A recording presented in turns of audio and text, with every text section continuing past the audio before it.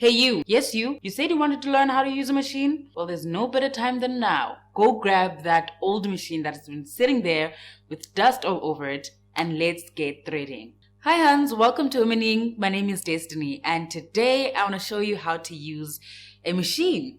I'll show you all that you need to get started. All machines are basically the same. Like cars, they all have basic things that are all in the same place. As long as you have a machine, you and I can work together.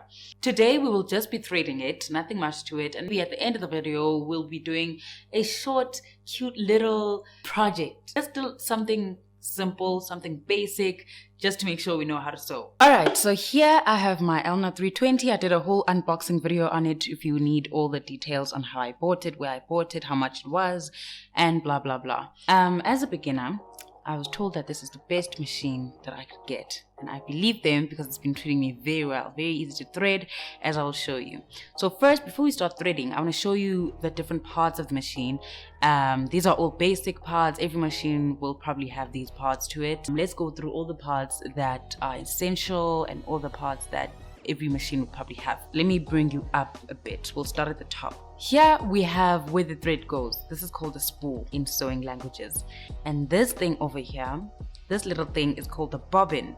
The bobbin goes in here. It is the bottom thread. So when you sew, there's a top and a bottom thread. This will be the top thread and the bobbin thread will be the one that goes at the bottom. So we will thread the bobbin to get the bottom thread before we thread the machine, before we can start sewing. Most machines would usually have numbers and labels and illustrations on them to show you how to thread it and to show you where to go. So mine has numbers even 1 through to 4. Here's 2, 3 down to 4 where the needle is. There's a threader here. If I push this down, this thing is called the threader. So I'll put the thread through there. Machine will thread itself. This little buddy over here is called the footer. Goes up and goes down. It goes flat down on the fabric trying to sew so that it can hold onto it and the fabric doesn't float around. Over here are measurement markings. It's the best thing about this machine. So you can measure how much far from the end you want your thread showing. These markings over here are all for that, including the ones here at the bottom. This side of the machine is not very exciting. It's just this big button wheel over here. It pops in and out.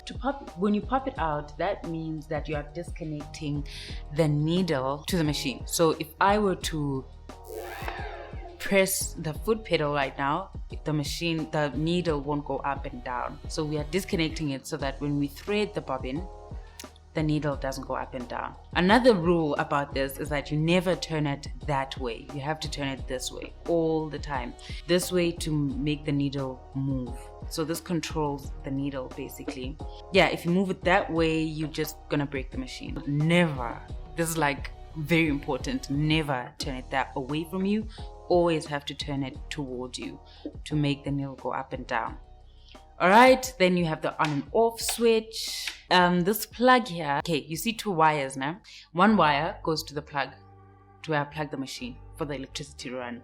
And the other one goes to the foot pedal. Another way to make the needle move besides doing this is by the foot pedal. So this goes on my foot. Okay, next thing is the stitches. The blue stitches are the basic ones. And the dark blue stitches are the decorative stitches, or I forgot the proper word for serging, to sew maybe the ends of the clothing or whatever. They have numbers, right? They are numbered 1 to 18.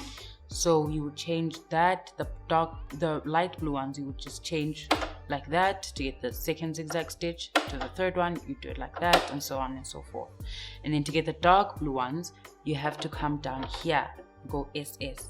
SS is for the dark blue ones, the decorative stitches.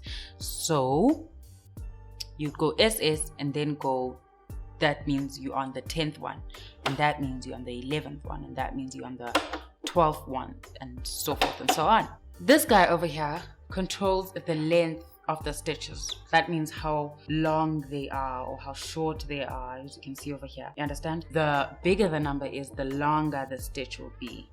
Right? It's usually kept between two 2 and 3 though, so 2.5 is usually the length that is used. This one over here is to control the width of the stitches, so how wide the stitches are. We don't usually use it for the first stitch because it's straight stitch anyways, but we usually use it for like zigzag stitches. Let me bring you closer so you can see this illustration over here. So we usually use it for the zigzag stitch to determine how wide the zigzag is going to be, or how defined that zigzag is going to be. You understand? And over here, this dial is for the tension. It's just the tension. It's always kept at 4. Just always keep it at 4. That's all you need to know. Oh yeah, something else that is cool that I just found out the other day was that my machine has a storage facility that I didn't even know about. Check this out. You can pop this out. I knew that, right? So you can sew like sleeves and stuff. Furthermore, that is also detachable. This little storage facility over here. These are other footers. Remember that thing that we move up and down? We can get different ones for different purposes. So this one over here is for zippers. And this one over here is a satin foot for satin E. It is labeled E. I have not figured out what it's for, but I will one day. I have here my screwdriver, my lint brush. Cool stuff. This is the reverse stitch button. You have to go forward and then reverse to lock it in. That's about it. We are ready to thread the machine. And you will usually find the instructions on the machine itself and on the manual, but there are little illustrations here to show you how to thread the bobbin. The bobbin, remember, is this little guy over here, the bottom thread. So the machine says we go around this little body, then we go all the way here. Okay, let's do it together. Okay, first we go around this guy here, click. Alright, then move that all the way to the bobbin. Here we will put it in the little hole over here on one side, pull it up, put that in, then we push it to the right. I'm gonna hold that piece up while I press down on the pedal so that the thread can fill up the bobbin. Letting go when it's stiff, and then I'll snip that end off, snip that off, move it back to the left, and then take it out. Alright, now we have a filled up bobbin. We want to hold it like this so that it makes a P. And that pops out with this little button over here. Now it shows us how we put the bobbin in. It shows us that it has to look like a P and go around this little loop and out.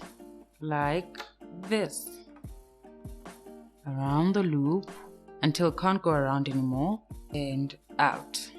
Before we close that up, let's thread the top thread. And having the numbers as our guides, we go down to 1 up through 2. This body over here has to be up so that you can see it go through 1, 2. We can see it go through this little head click. That click is very important. And then back down through the needle. But there is a little loop thing that you have to send it behind and through. So here's the needle and we're sending it through behind that little hoop. And now we thread it. My machine has a threader. Any other needle is threaded like any other. So through the front, there's a little hole that'll go into. But because we are not primitive, we have this little tool over here that helps us thread. Now that it's threaded, we pull it. Okay, let's hold it up like this. Now, this is a fun part. We have to make the first stitch so that these two are connected. The top thread and the bottom thread are connected. And by rotating this guy over here towards us, right? That needle will go down, down, down, down. Still towards us, still moving it towards us. Do you see what's happening? Round and a knot is created. Do you see that little loop over there? Is how these guys are connected. Now they're cousins. So we take that just out, the small thing, and the top thread I'm just going to put it through under so that they're all sitting together. Okay, now this cap goes back on and we are ready to sew. Before we continue, please don't forget to subscribe down below so that you don't miss out on any of this hashtag Sew It Begins series, where we thrift and upcycle clothes. We make clothes a little bit more exciting. It's so much fun. I can't wait to do it with you. Subscribe, like this video so I know you are in it with me, and enjoy it with me. Thank you. Back to the video. Okay, now that we are done threading your machine, let's get on with our project. Let's make a cloth napkin. I like napkins. You can use them for so many things. It's really handy to have. We have here a 10 by 10 inch cloth fabric, perfect square. What we're gonna do is we're gonna hem it. The hem is the edge of the garment, the material, the edge. So one last thing, I'm gonna pop a wheel back in. So what we're gonna do is we're gonna place it down, right? Here we have the measurement marking so that we can make sure that it's going straight down. So I want mine to be right here end. So I'm gonna press my footer down. There's a lever here at the back. It's down so that my fabric moves. So we're gonna go down. We don't have to worry about a back stitch for now, but usually you have to go forward a little bit and then use the back stitch to go back a little bit, but we don't have to worry about that for now. We're just going to go straight down. So I'm going to use my left hand to guide the fabric. I'm not forcing it down, I'm not pushing it, it's moving on its own. I just want my hand here to guide it, and this hand I'm going to hold the end of the fabric. I usually make sure that it's stretched out and so that it doesn't crumble as the machine goes. But otherwise the machine will do its own thing. I don't have to do anything. Do you see? It's moving. But just to guide it, my hands will be here. We go down. I'm pressing lightly on the pedal so that it doesn't go fast, but you can control how fast or slow it goes by how much you press down on the pedal. And then we're going to lift our footer up and then pull it out. Oh, there's a cutter right here at the back. We will cut that for us. Now we have a straight stitch. Okay, we're going to do that on all four sides. Oh yeah, if your fabric isn't moving out like this very easily, or experiencing some tension when you're trying to pull it out, it's probably because the needle is still in. So you have to use the wheel to bring it towards you to make sure it's up, right? And your lever, your presser foot is up, and then you pull it out, cut it, and voila. All right, so I'm gonna fold mine on this side. It's great to have an iron nearby. Mine is on the other side of this room, so I will not take you there, but you know how an iron looks like. I'm just gonna press it down like that and press it with an iron so that it stays before I sew it down again. Okay, folding it once will make it a hem. You can just fold it once, it will look good, but I would like to fold it twice. You'll see at the end of jeans, at the end of pants, at the end of your clothes, it is usually folded. They usually folded twice. I ironed it once, but the second fold I can definitely do on the machine, because why? We have measurement markings and we have control of how the fabric goes. So I'm just going to bend it myself also and then put it on the machine. Press a foot down, a couple of stitches forward, and then press down the back stitch button to take us back and then forward again. And now that we're towards the end, I need to fold it again, so I'm just gonna make sure that my needle is still in. Use my presser foot and then fold it again before we turn that corner. Presser foot down, forward, and then pivot. So using the turn wheel, I'm gonna make sure that goes down. Presser foot up, turn, and make sure the fold is in. To keep that fold in place, I use this hand, the right hand, to make sure that it's moving like that. I like to hold it like this between my fingers. It's the best way to hold it. And then press a foot down, then we move. As easy as that. We're going to do this for all four sides. Needle in, press a foot up, pivot. Here we go. Press a foot down and we go. Look, it's basically moving on its own now. Here is our napkin. We are done. That's where we started. That's what it looks like on the other side. But yeah, that's it for our napkin. It is ready to be used for whatever people use napkins for. That's what it looks like on the inside. Done. Clean job.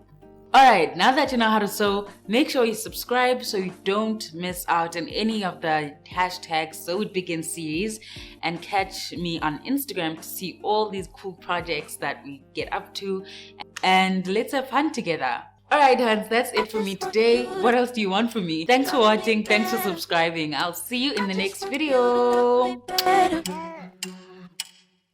I've been drinking all